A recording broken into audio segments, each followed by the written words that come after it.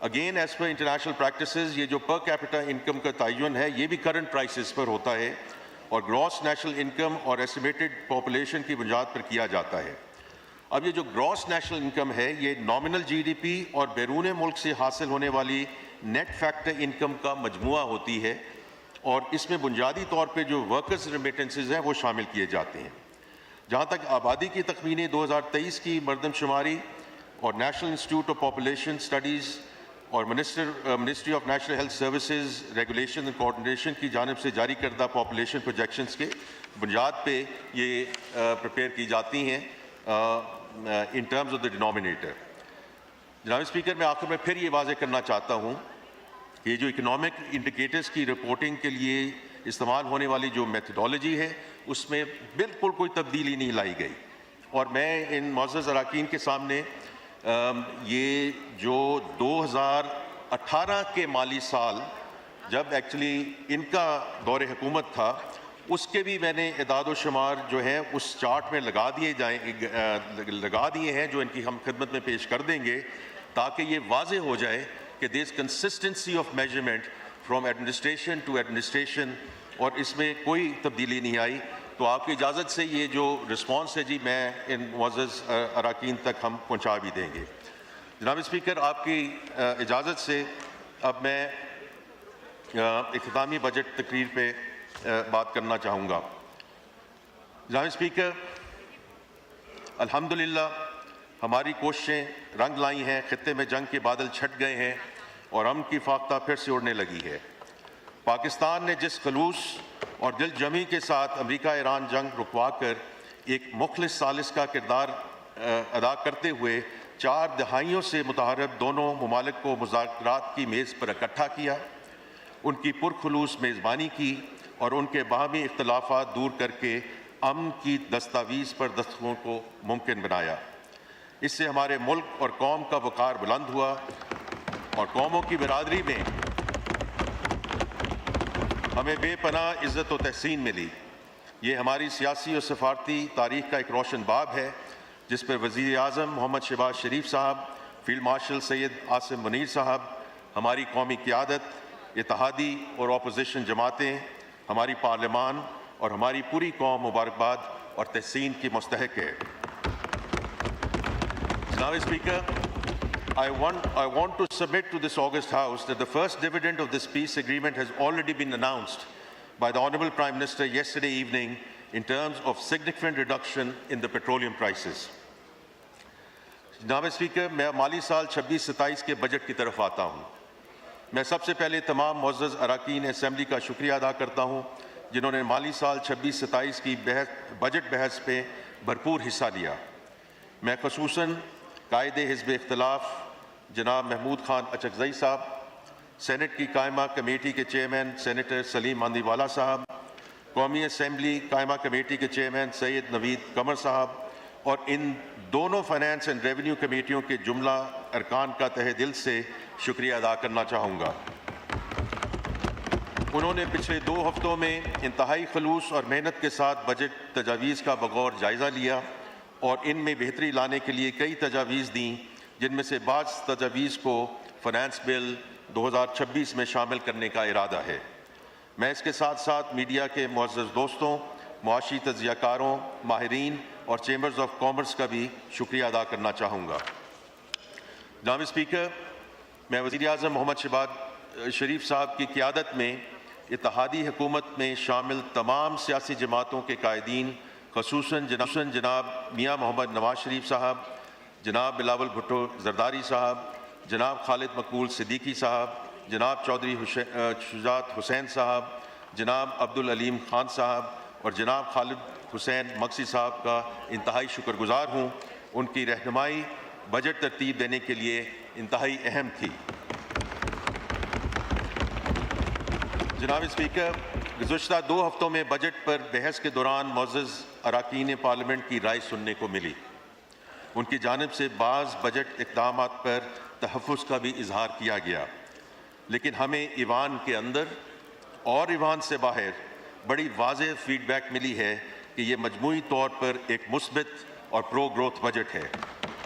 which sets the foundation to accelerate the sustainable growth witnessed over the last 2 years. जनाब speaker, वज़ीर आज़म मोहम्मद शहबाज शरीफ साहब की हुकूमत ने पिछले बजट में ही अपनी डायरेक्शन ऑफ ट्रैवल वाज़ेह कर दी थी। गुज़रे साल में हमने इस सिमत में कई महाज़ों पर पेशरफ्त की है और मुआशी इशारियों को बेहतर बनाया है। अल्हम्दुलिल्लाह आज हमारी सनतों का पहिया रवां दवां है। इस वक्त लार्ज स्केल मैन्युफैक्चरिंग सेक्टर में तकरीबन 6.5% की ग्रोथ है, जो कि पिछले 4 साल की रिकॉर्ड सतह है।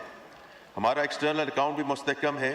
पिछले साल की तरह इस माली साल के पहले 11 महीनों में भी हमारा करंट अकाउंट सरप्लस है।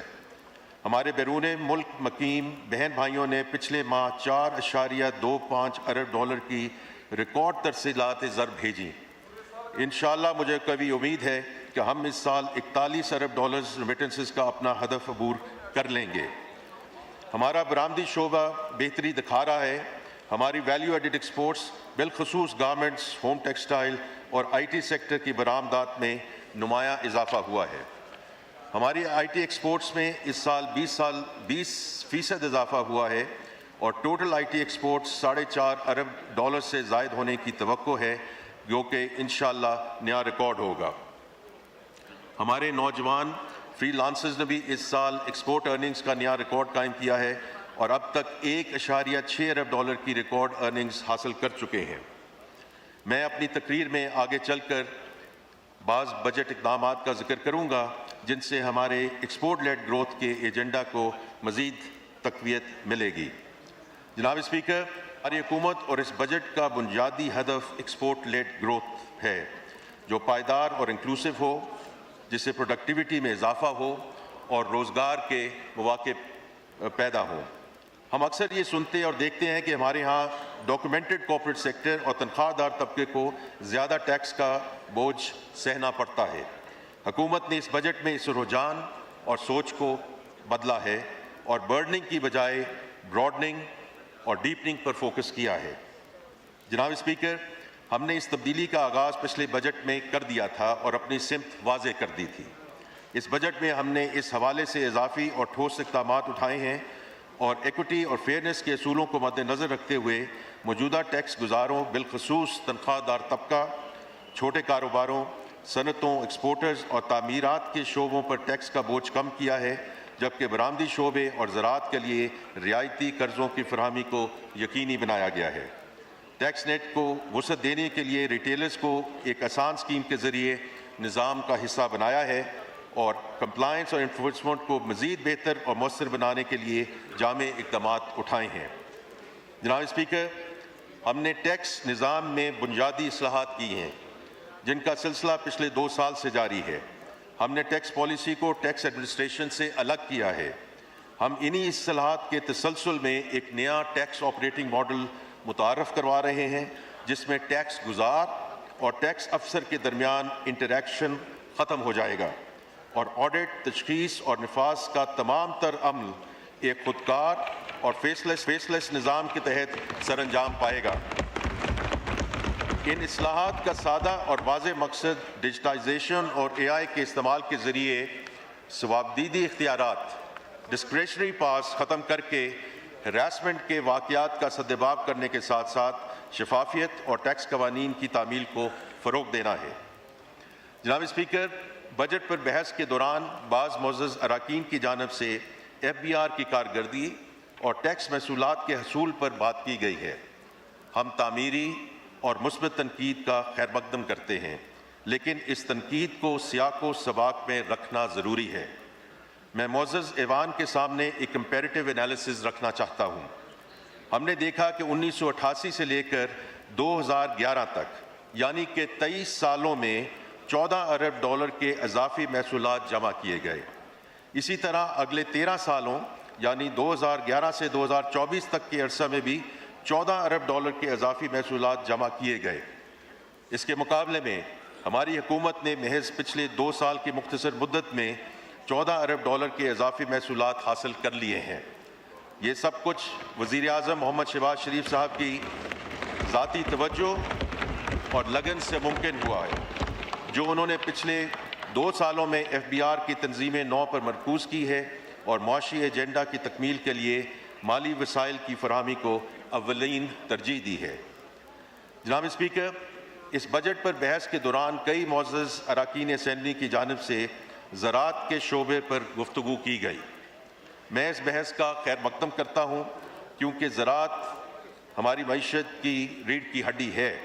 میں اس معزز ایوان پر یہ بات واضح کرنا چاہتا ہوں کہ حکومت نے زراعت اور کسانوں کے لیے خاطر خواہ ریلیف اور ترقی پیکیجز کا اعلان کیا ہے۔ حکومت نے زرعی پیداوار بڑھانے اور چھوٹے کاشتکاروں کو قرضے دینے کے لیے زرخیزی اسکیم شروع کر دی ہے، جس کے تحت 300 ارب روپے کے بلا سود and even more importantly collateral فی قرضے فراہم کیے جا رہے ہیں، اور اس اسکیم سے 7.5 لاکھ چھوٹے کاشتکار مستفید ہوں گے۔ وزیر اعظم youth agriculture and business loan scheme کے تحت زرعی شعبے میں 109 ارب روپے سے زائد کے قرضے دیے جائیں گے، جس کی سبسڈی کے لیے اس بجٹ میں 9.5 ارب روپے مختص کیے گئے ہیں۔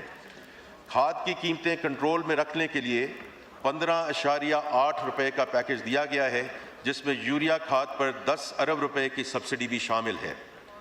وفاقی حکومت نے ترقیاتی پروگرام کے تحت زراعت اور لائف سٹاک کے ترقیاتی منصوبوں کے لیے 4.2 ارب روپے مختص کیے ہیں۔ ان میں 2 جاری منصوبے اور 1 نیا منصوبہ شامل ہے۔ زراعت کو جدید بنانے کے لیے تقریباً 2 ارب روپے کا امپورٹ ڈیوٹی ریلیف دیا جا رہا ہے، جس کے تحت 175 ہارس پاور سے زائد کے ٹریکٹرز، مکئی کی کٹائی کے لیے مشینوں، کمبائن ہارویسٹرز، زرعی پمپس اور اسپیئر پارٹس پر ڈیوٹیاں مکمل طور پہ ختم کر دی گئی ہیں۔ کھیت اور فارم کو جدید خطوط پر استوار کرنے کے لیے مارک اپ سبسڈی اور رسک شیئرنگ اسکیم کی مد میں 5 ارب روپے مختص کیے گئے ہیں۔ فصلوں اور لائف سٹاک کی انشورنس اسکیم کے لیے 1.7 ارب روپے رکھے گئے ہیں۔ جناب اسپیکر، یہ میں خاص طور پہ ذکر کرنا چاہتا ہوں کہ ہم چین کے ساتھ زرعی تعاون کو وسعت دے رہے ہیں۔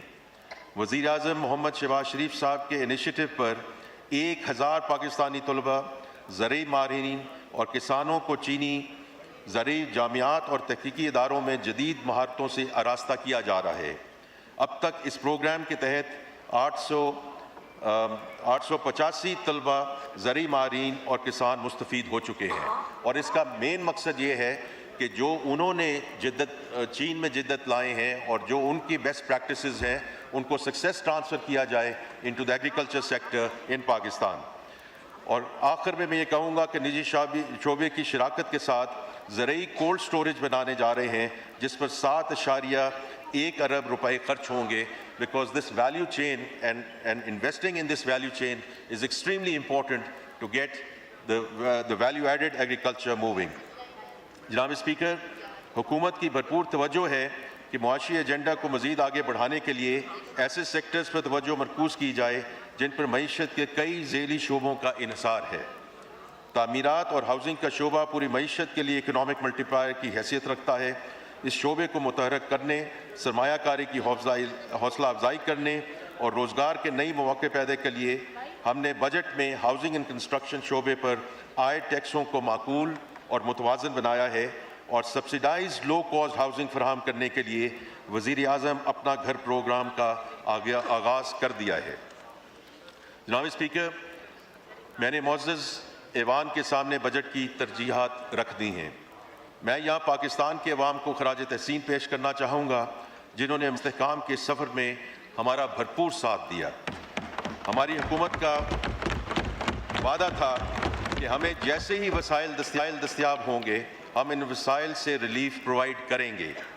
وزیر اعظم محمد شہباز شریف صاحب کی حکومت نے اپنے اس وعدہ کی پاسداری کرتے ہوئے بجٹ میں ٹھوس اقدامات اٹھائے ہیں۔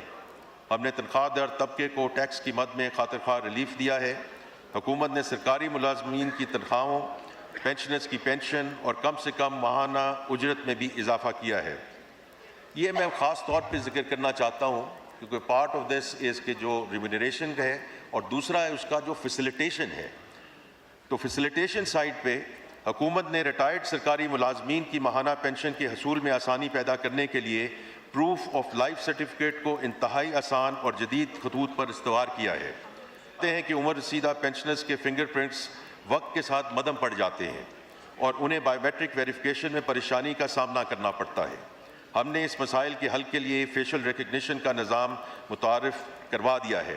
اب پینشنرز گھر بیٹھے پاک آئی ڈی ایپ کا استعمال کرتے ہوئے اپنی proof of life identity verification کر سکتے ہیں۔ ہم نے خواتین کی صحت کے لیے ضروری اشیاء کنٹراسیپٹیوز پر ٹیکس کا خاتمہ کیا ہے اور جان بچانے والی ادویات پر ٹیکس میں کمی کی ہے۔ جناب اسپیکر، میں یہ بھی ذکر کرنا چاہتا ہوں کہ حکومت نے اعلیٰ تعلیم کے معیار کو برقرار رکھنے کے لیے ٹینیور ٹریک سسٹم کے تحت یونیورسٹی